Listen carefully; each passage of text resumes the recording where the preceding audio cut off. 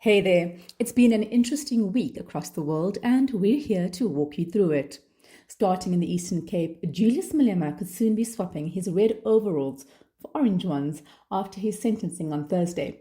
We unpack his sentence and the history behind the case. Staying with politics, the Democratic Alliance has a new leader, while its Joburg mayoral candidate's water-based antics are getting a reaction.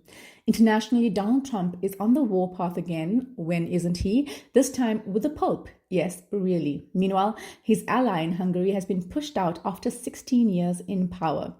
Also in this issue, Air New Zealand wants to make economy class more sleep-friendly.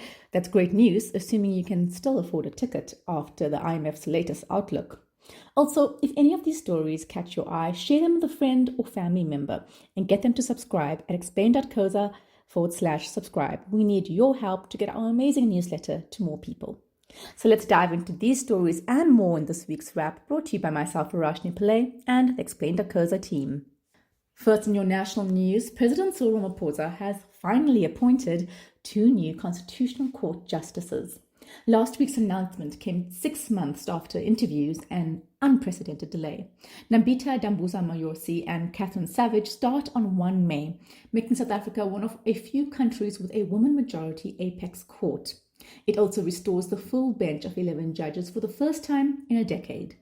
The move comes as backlogs grow. Judgment turnaround times have doubled to 204 days between 2010 and 2021, as the court's workload has roughly tripled. South Africa has a new US ambassador, and he's done this before. President Cyril Ramaphosa has appointed Rolf Meyer, 78, as South Africa's next ambassador to Washington.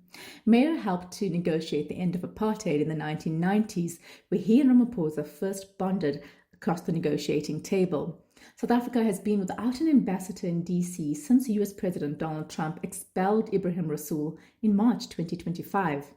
Meyer's first big task, securing an AGOA extension. If you could help to dismantle apartheid, surely you can handle Trump.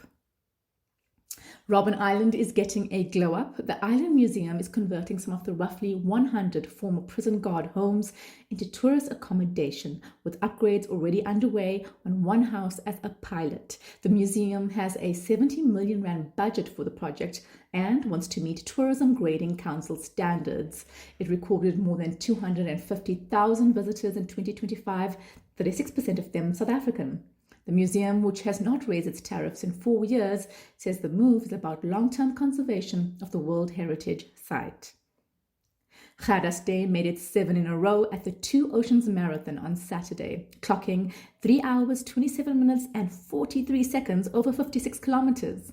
Arthur Jantjies took the man's title with fellow South African Annalena Konkobe in a second, meaning Mzansi got a clean sweep.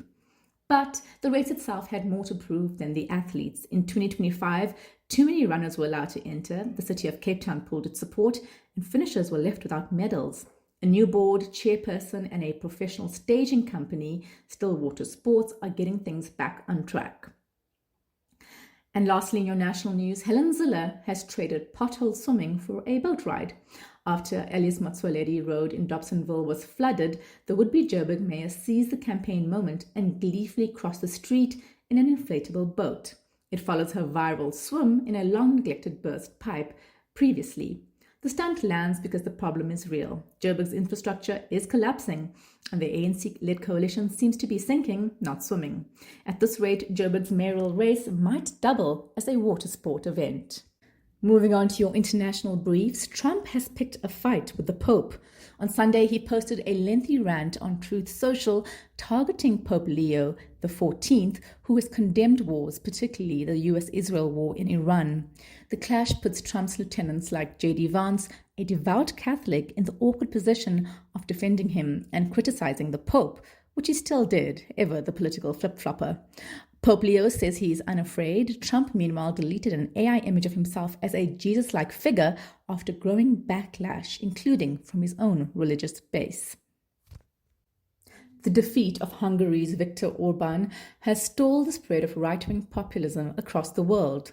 Orban conceded defeat on Sunday after 16 years as prime minister. He will be succeeded by his former ally, Peter Magyar, 45, whose TISA party secured a two-thirds parliamentary majority on a record 77.8% voter turnout. Younger Hungarians in particular turned against the government accused of corruption as the economy faltered. Good news for the European Union, whose multilateral rules-based order Orban and his allies in Washington and Moscow have long opposed. The International Monetary Fund has sounded the alarm on projected weaker global growth given the war in the Middle East. In its latest biannual World Economic Outlook, released on Tuesday, the fund forecasts growth to slow to 3.1% in 2026, down from 3.3% in January before the war began. The report also pointed to mounting public debt and eroding institutional credibility as key pressure points globally. Meanwhile, South Africa's forecast sank to 1% from 1.4%. Still, the IMF's managing director praised South Africa's resilience and reforms. Economy class just got a bed for a pretty price. Air New Zealand has announced Skynest, a 6 lie-flat sleeping pod room squeezed into a screened-off area of its Boeing 787-9 on the Auckland-New York route, launching in November. A 4-hour session costs $495 on top of your economy ticket. It's a clever upsell dressed up as democratizing comfort, rather. You're still in economy, you're just paying extra to briefly not be. United Airlines is already planning its own version for 2027. Snoring permitted, smuggling children in, not so much. Bookings open 18 May. Legendary Indian singer Asha Bhosle has died at age 92. She passed away in Mumbai on Sunday after being hospitalized for a heart attack. Her career spanned nearly 8 decades with thousands of recordings across genres and languages, making her one of the defining voices of Indian cinema. She was cremated on Monday at Mumbai Shivaji Park with full state honors. Just before the pyre was lit, crowds of mourners sang one of her iconic songs, which roughly translates to "Don't leave just yet." Moving on to your big stories, EFF leader Julius Malema has long been known as a firebrand, but when the metaphor turned somewhat literal, he was asking for trouble. 8 years ago, after he discharged a firearm at a rally in the Eastern Cape, the consequences have finally landed.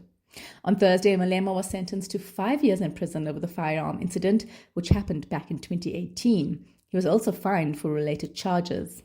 Outside the magistrate's court in the Eastern Cape, hundreds of EFF members, dressed in their trademark red, gathered to support their leader. But his sentencing did not go their way. Malema was charged with 5 counts, with the most serious carrying prison terms. On count 1, he was sentenced to 5 years in prison. On count 2, he received 2 years in prison. On count 3, 4, and 5, he was fined 20,000 rand each, with 6 months in prison if the fines are not paid. The prison terms will run concurrently, meaning at the same time, for a total of 5 years. Malema has pleaded not guilty, arguing the gun was a toy used for dramatic effect. But the magistrate, Toinette Olivier, handing down her sentence, said it was nonsensical for the defense to sugarcoat the discharge of the firearm as a celebratory shot, adding that Malema knew the act was unlawful. The state had asked for 15 years imprisonment, arguing that firing a gun at a crowded rally was dangerous and needed to be treated seriously, particularly given Malema's position as a political leader. The case dates back to the EFF's 5th anniversary celebration on 28 July 2018 at Sisa Dakushe Stadium. During the rally, video footage showed Malema holding and firing a rifle into the air in front of supporters, a moment that quickly sparked outrage and later turned into a full-on criminal case. Afrikaner lobby group AfriForum opened the case against him, which dragged on for years before Malema was finally found guilty in October 2025, last year. The court found him guilty on a number of charges under the Firearms Control Act, including unlawful possession of a firearm, unlawful possession of ammunition, discharging a firearm in a built-up area, failure to take responsible precautions to prevent injury or damage, and reckless endangerment to people or property. Receiving a sentence of more than 1 year disqualifies Malema from being a member of parliament, but that only kicks in when all his appeal options have been used up. Malema's lawyers say that they will be appealing the ruling to try to prevent the EFF leader from going to prison. Malema has previously said he will take the matter all the way to the Constitutional Court. Keep following Explained Akoza for updates on what the sentence means for the EFF and South African politics. Meanwhile, Pakistan talks fail as US-Iran ceasefire enters second week under strain. Last week, we told you about the shaky ceasefire between the US and Iran. 1 week later, it's still holding for now. But the first attempt to turn the ceasefire into a structured peace process has failed, and pressure is building again across the region. The first round of talks took place in Islamabad, Pakistan, over the weekend. The United States, Iran, and mediator Pakistan all sent senior politicians and diplomats to the negotiating table. The US delegation was led by US Vice President J.D. Vance, alongside Trump's son-in-law Jared Kushner and envoy Steve Witkoff. Iran sent senior political figures, including their parliamentary speaker and foreign minister. Pakistan facilitated the negotiations with Army Chief Field Marshal Asim Munir, Prime Minister Shehbaz Sharif, and their foreign minister leading its delegation. The discussion ran for roughly 21 hours, but still ended without a deal. Why? Well, both parties had their own red lines that were not up for negotiation. The US went into the talks pushing for Iran to abandon its nuclear program, accept stricter monitoring, and ensure the security of shipping through the Strait of Hormuz.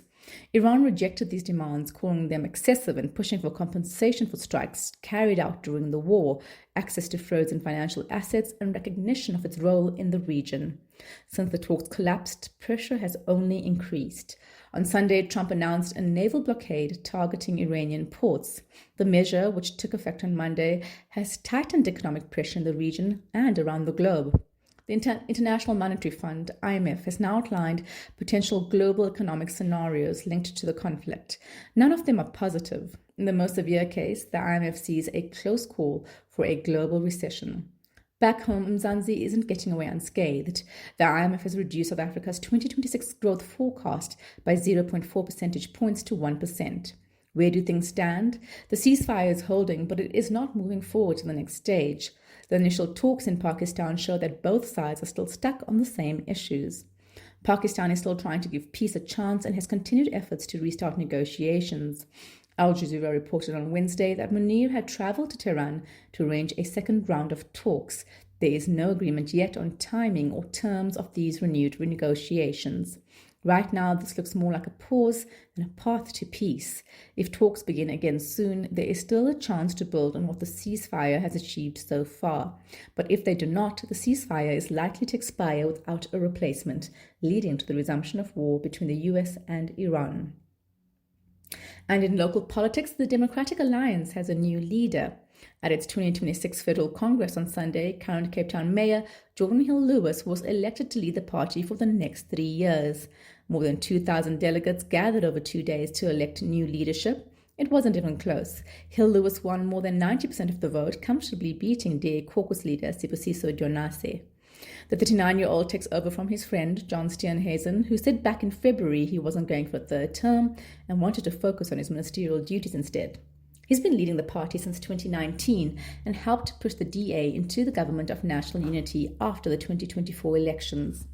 In his final speech on Sunday, Steenhuisen basically said he feels he's leaving the party in a better place than he found it. He also talked about the moonshot mission, which was the idea of getting opposition parties to work together to try to beat the ANC and keep the EFF out in the 2024 national elections. Hill-Lewis takes the reins as the party prepares for local government elections later this year. Looking ahead, the DA is already thinking about 2029 and trying to become the biggest party in the country, but it won't be a walk in the park. It only received about 21% of the vote last time around. There was also a bit of a reshuffle in the party's other leadership structures. This includes new roles for the likes of Salim Simanga, formerly the DA's Gauteng leader, who was elected federal chairperson. Salim Alatsi, Salias Brink, and Saviwe Garube were picked as deputies, and Deputy Finance Minister Asho Sarupen got the job of chairing the party's federal council. The first day of the Congress honestly felt more like an internal election campaign than a formal meeting, with music playing, people dancing, and active campaigning inside the venue. There were cupcakes with Guarube's name on them because she was running for Deputy Federal Chairperson. Meanwhile, Msimanga supporters were handing out stickers featuring his face as he ran for Federal Chairperson against Ivan Meyer. When Msimanga won, Meyer apparently walked out of the plenary. Talk about a sore loser. Then came the speeches. In his final address, Steenhuisen told delegates, "I love this party," as he reflected on his time as leader. Another key theme was the party's direction. Helen Ziller, speaking to News 24, said the party believes that it has moved to focus from so-called woke ethno-populism to shared values and practical governance. Ziller said the future of the party lies with what she calls blue people, meaning people who buy into the DA's idea of non-racialism and constitutional values. Read the full explainer on our site to find out more about what Hill Lewis stands for. That's it from us at The Wrap, an award-winning product of Explain.coza, simple news summaries for busy people. The Wrap is sponsored by Explain's agency division, who specialize in content marketing for purpose-driven organizations, often with a pan-African reach. Mail info@explain.coza for a quote. Till next time, goodbye from the team.